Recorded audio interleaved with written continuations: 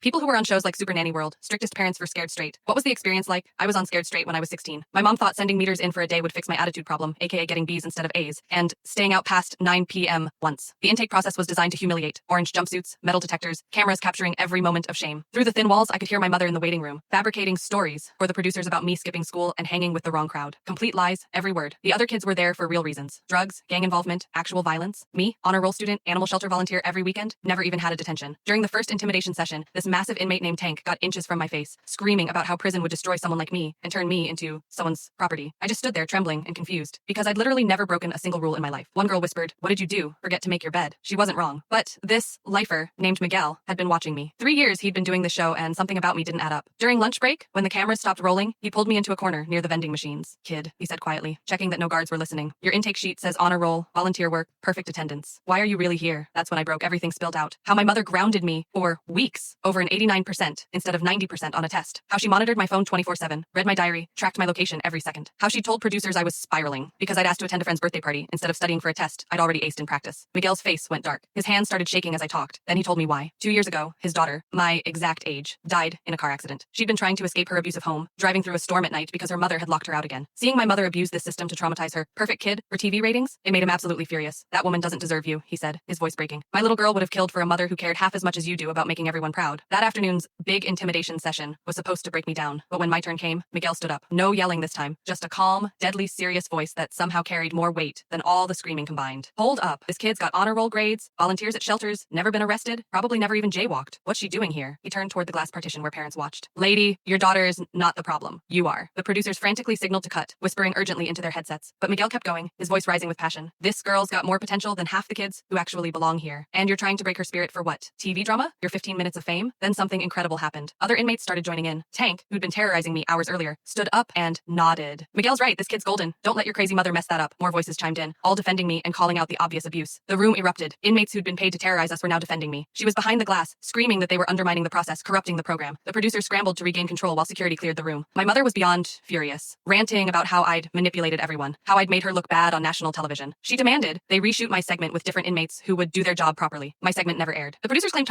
technical difficulties, but I knew the truth. They couldn't use footage that exposed their show as abusive and exploitative. But Miguel's words had changed everything. They gave me the courage I needed. At 17, I moved in with my dad. My mother fought it legally, tried everything to maintain control. But the court sided with me when I showed them the falsified intake forms she'd submitted to get me on that show. The best life advice I ever received came from a convicted murderer who saw through my mother's manipulation when everyone else believed her perfect mother act. He saw a girl drowning in someone else's expectations and threw me a lifeline. Sometimes your salvation comes from the most unexpected places. Sometimes the people society labels as bad are the only ones brave enough to recognize when something is truly wrong.